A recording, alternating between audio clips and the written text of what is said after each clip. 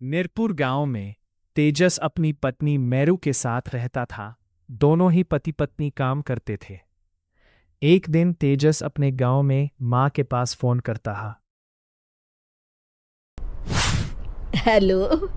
प्रणाम माँ। जीते रहो माँ। तुम दादी बनने वाली हो हैं?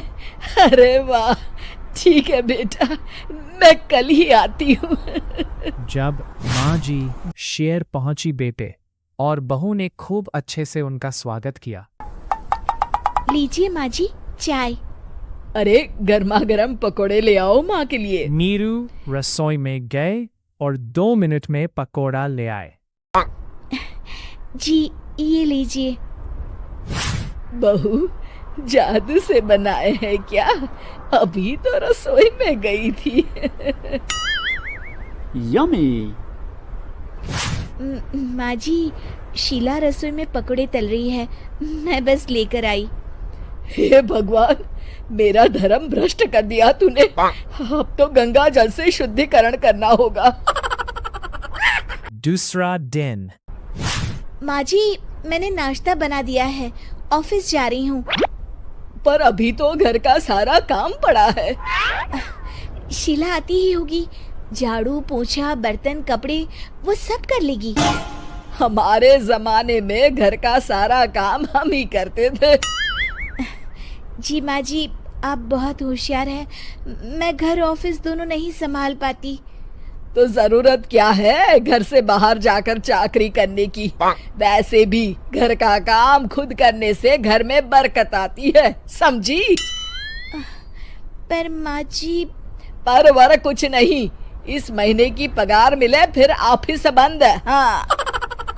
रात को नीरू तेजस से कहती है, सुनिए जी, माँ जी बोल रही थी कि मैं नौकरी छोड़ दूं।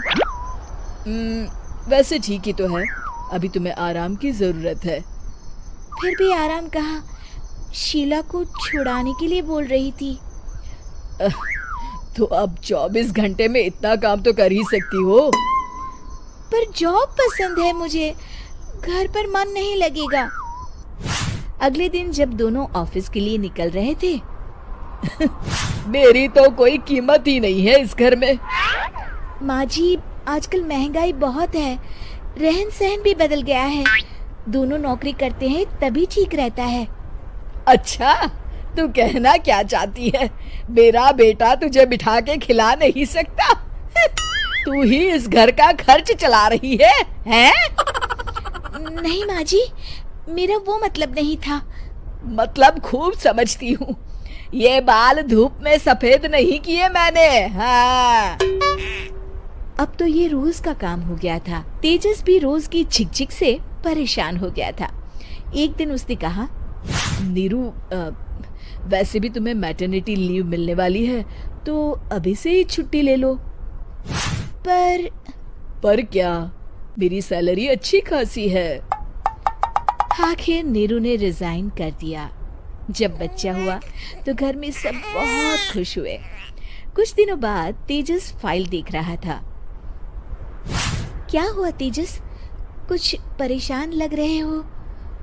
हाँ, वो हमारी जितनी सेविंग्स थी वो तो हॉस्पिटल में और छठी के फंक्शन में खत्म हो गई है नीरू। और अभी वैसे मंदी चल रही है तो मैं बोल रही थी कल मुन्ना को हेपेटाइटिस का टीका लगवाना है। नीरू, क्या पोस्टपोन नहीं कर सकते? नहीं जी, बिल्कुल नहीं। अब तेजस को समझ में आ रहा था कि उससे गलती हुई है। पैसों की कमी का असर घर के माहौल पर भी पड़ रहा था। अगले दिन, बेटा मेरा चश्मा और ये दवाइयाँ ले आना, पर्चा देते हुए माँ जी ने कहा। जी। तेजस, मुन्ना के लिए दूध का डिब्बा और डायपर भी ले आना, और ये किराने के सामान की लिस्ट है, इसे भी लाना है। तेजस गुस्से में लिस्ट मरोड़कर फेंकता है और चिल्लाता है, पैसे क्या पेड़ पर उगते हैं? ये ले आना, वो ले आना।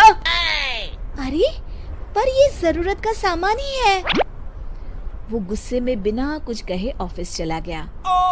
अरे लंच तो ले जाइए। नीरू दौड़कर डिब्बा पकड़ाती है। एक दिन खाना खाने के बाद, नीरू, अब तो मुन्ना कुछ बड़ा हो गया, तो अब तुम वापस ज्वाइन कर लो ना जॉब। पर इस रिसेशन में जॉब मिलना बहुत मुश्किल है। ट्राई तो करो। फिर मुन्ना, माँ जी है ना, और एक फुल टाइम मेड भी लगा लेंगे। पर माँ जी, उन्हें तो पसंद नहीं।